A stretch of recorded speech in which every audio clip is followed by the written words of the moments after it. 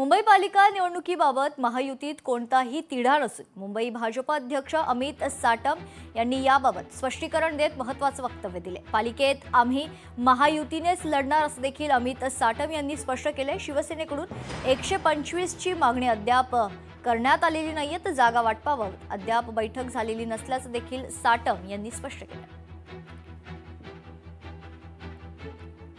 महायुतीच्या जागा वाटपामध्ये कोणत्याही प्रकारचा काही तिढा नाही। आमच्यामध्ये खूप चांगलं अंडरस्टँडिंग आहे आणि ज्या वेळेला योग्य वेळी एकत्रितपणे बसून जे जागा वाटप आहे ते करण्यात येईल।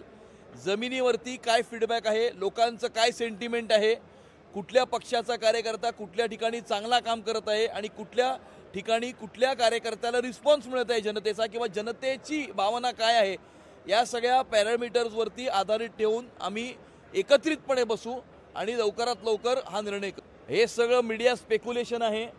अशा प्रकारची कोणतीही मागणी त्यांनी आमच्याकडे केलेली नाही, कारण आमचं अजून बसणं झालेलंच नाही।